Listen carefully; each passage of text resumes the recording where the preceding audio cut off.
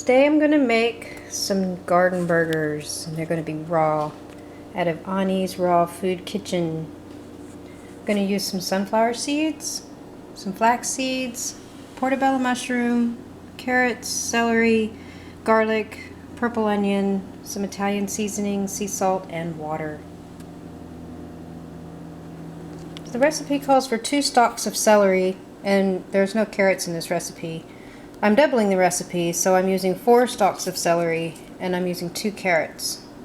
And I'm going to put them in the mini Cuisinart so they're fast to chop up. So I have them chopped up into little bits so they're easier for the food processor to chop up. I think I'm only going to do a little bit at a time because this is a little one.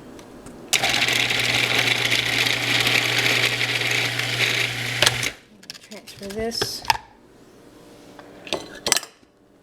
bowl and chop up some more.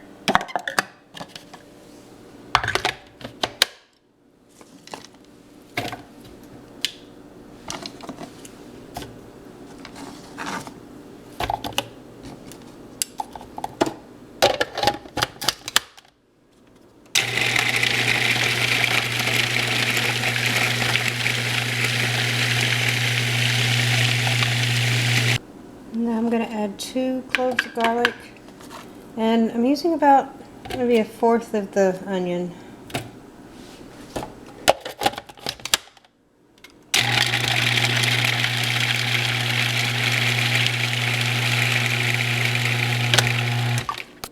And add that to the bowl. And then I'm going to stir it up. The recipe calls for 1 cup of sunflower seeds. I'm going to do 2 cups. So I'm doubling the recipe. These have to be ground, so I'm using my coffee grinder to grind these up.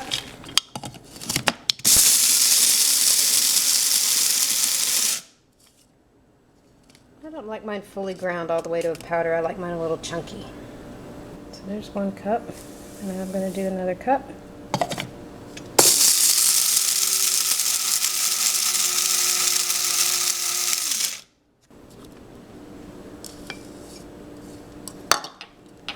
That's now 2 cups.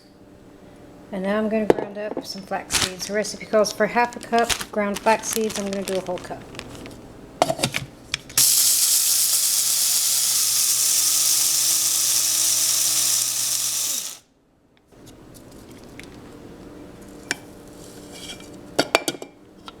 A little bit more. Okay. And now I'm going to stir that up. And now I'm going to add some sea salt, just a little bit. I'm going to add some Italian seasoning. I'm going to put this in the coffee grinder so it can get into some nice powder form. I like this stuff, so I'm going to add quite a bit.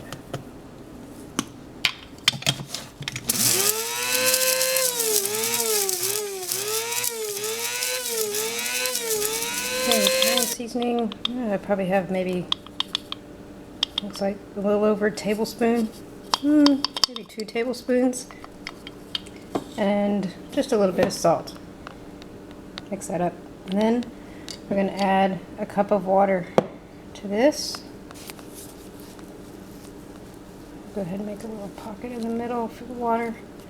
I'm using a cup of water. Good rule of thumb is to use as much water as you use flax seeds. And then I'm going to mix this up. So I have this mixed up now, and it looks pretty good. Sort of squishy. You want to be able to make sure you can keep like a little ball of it together, so when you smash it out on the dehydrator sheet, it makes a good burger. So you can sort of tell it looks really good. Okay, now I'm going to chop up the portabello mushroom, and I'm going to add that in. I didn't want to add that in earlier because I want to make sure it keeps its form. It'll get all mushed up and really small if you add it in earlier. So I'm going to add it into this, and we're going to put it on the dehydrator sheets. So I have the portabello mushroom chopped up into small little cubes. I don't want them too big. So I'm going to add all of those to the mix. Stir those up. Okay, now for the fun part. So I get, like my burgers, a little bigger, so they look like Gardenburgers. So good handful. Put it on the dehydrator sheet. Smash it out. I like to keep them a little thick because they will dehydrate down, become a little thinner.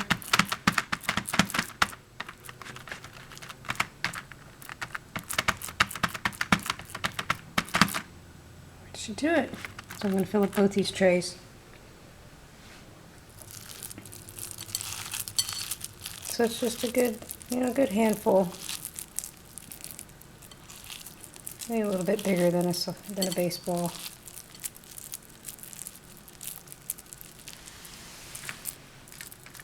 Smash it down. So I didn't really follow the recipe out of Ani's book for this one because I like adding the portabello mushrooms to mine. Gives it more of a meaty flavor. And I also add carrots. She calls for red bell pepper. I didn't have any, so I didn't put any in. And of course you can follow her recipe, or you can just put whatever you've got in your fridge in here. You can probably use zucchini. They're probably really good. And some squash. But I like the portabello mushrooms in mine, so I put that in there. So I've got 9 Gardenburgers made. Looks like the recipe probably made 10. So I'm going to put 1 on a sheet. I'm also going to make some other things, so I'm going to share that sheet with the other Gardenburger. So I'm going to put it in the dehydrator. I'm going to dehydrate these at 105. Get on there perfectly. It's been about 3 hours since I put the burgers in the dehydrator. So I put another sheet on top of them and I flipped them over so I can peel this sheet away from them. And there they are. And I'm going to put them back in the dehydrator. But actually I'm going to flip them back up onto this sheet so that their tops are up. And then I'm going to put them in for about another 2 hours. Flip them back over, and now they're going back in the dehydrator.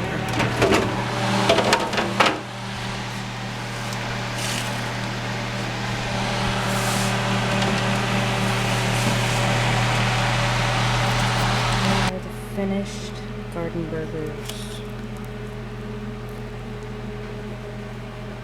They look really good. They've been in for about 5.5 hours on 105. And I'm going to put them in a dish with some flax paper in between each one so they don't get stuck together. And they should be good for at least a week, but they're not going to last that long.